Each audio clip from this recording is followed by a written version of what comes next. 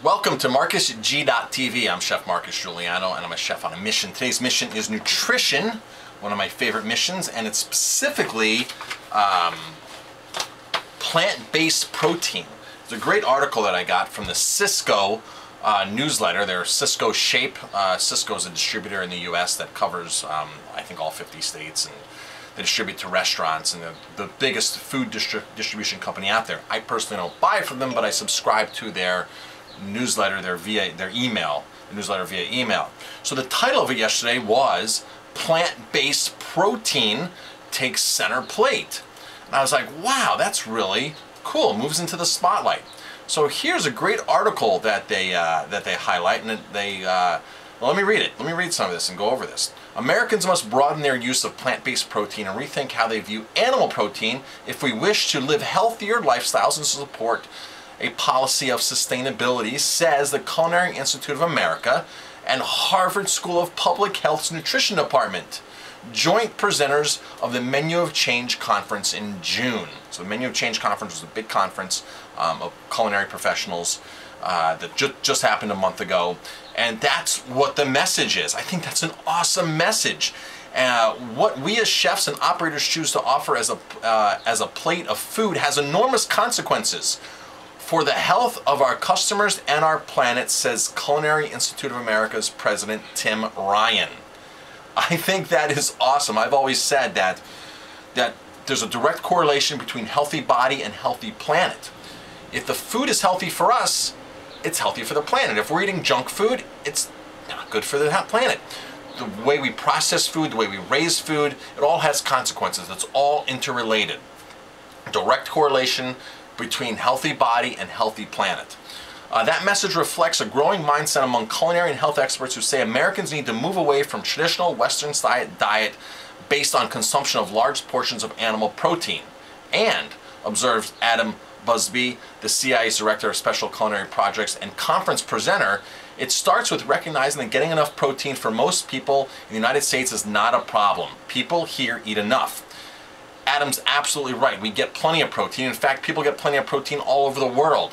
Protein deficiency is so rare and so infrequent that, our body, if you look at Colin T. Campbell, the person who wrote the China study, and the nutrition professor at Harvard, he says all our body needs is 5% of our caloric daily intake to be protein. 5% is not much at all. I mean, a cantaloupe has like 9 grams of protein. A small cantaloupe has 9 grams of protein. So protein's everywhere. People always ask vegetarians, well, where do you get your protein from? Where do you get your protein? And I look at these people when they say to me, where do you get protein? I look at them and I say, where do you get your carbs from? Because carbs are what fuel us. Carbs, the glycogen, the complex carbohydrates are what fuel us. Starches, sweet potatoes, and especially fruit. If you've read the 80-10-10 diet, Douglas Graham's, the main fuel of the human body is fruit. The fiber, that soluble fiber, everything in fruit points in a direction of health to us. So, when I look at people, I say, where do you get your carbs from? Because carbs are more important than protein.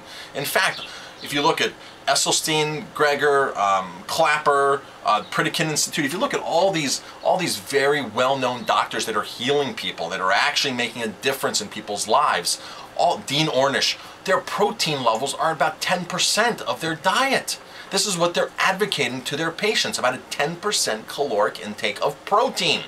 Americans are getting 20, 30, and even more percent. Americans get just as much fat, more fat, and then protein. I mean, so the carbs are like pushed way to the side because carbs have a negative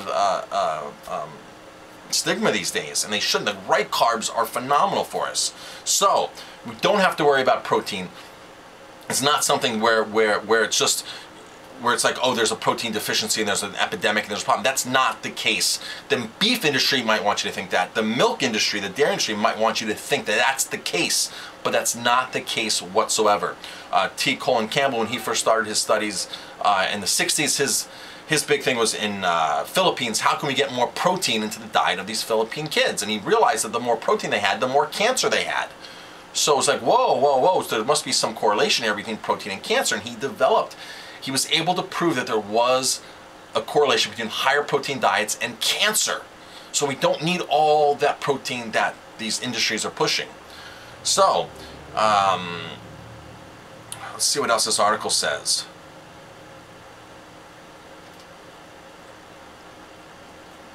At the same time, livestock production creates large amounts of methane, a greenhouse gas that contributes to global warming. Up to 20% of the methane gas produced across the globe comes from livestock production. So it's really not a sustainable thing to do. Busby also says if we switch our protein to a plant-based even slowly, we believe we could produce enough protein to support all future protein needs. So the protein in plant-based items is much more bioavailable. It's much more assimilated into the body, especially when you start eating like fermented soy products like tempeh, really miso, things like that. But even like broccoli, spinach, beans, all these have a massive amount of protein compared to what we need and compared to the availability, because you're absorbing much more protein in a plant-based diet. I think this is a great article that where they're quoting the CIA here at Culinary Institute of America, because sometimes you know, you look at stuff and what they say and you're just like, wow, who sponsored them to make that message? Who sponsored them to make that statement? If the beef industry had anything to do with this conference, with contributing a large donation, then I think this might be a negative. Maybe they did donate, who knows, sponsor, but I think this would be a much more different scenario. I mean, this is just, I mean, they talk about cholesterol and everything. I mean, if you want to learn about heart disease and meat consumption, Ansel Keys, I mean, look at the work that Ansel Keys does. I mean, he proved without a doubt, and there's a lot of people out there that say, oh, I can discredit him and this and that. Go to Plant Positive on YouTube, Plant Positive. Type in Ansel Keys, Plant Positive, and he will show you the scientific work. He will show you why these naysayers are on the wrong track when it comes to cholesterol and animal fat and heart disease. There's a massive correlation there. It's real. So the people that were saying that Ansel Keys was disproven, go watch Plant Positive. He lays everything out. The guy must have 100 videos on YouTube. Short videos, 5 minutes, 7 minutes, 15 minutes, that are so laid out and so scientific, and he can disprove the paleo people. He can disprove everybody out there. He's got his stuff. He's got his stuff lined up. Plant Positive. So, you know, at my restaurant, I'm not 100% vegetarian at my restaurant. We do serve meat, we do serve fish. However, in my restaurant, we don't make beef stock, we don't use butter, we don't use cream. There's a lot of things that we don't use, and we have a ton of vegetarian selections. Being green certified, you have to offer a certain amount of vegetarian selections. Even the Green Restaurant Association knows that sustainability is a key factor of offering vegetarians a key factor of sustainability.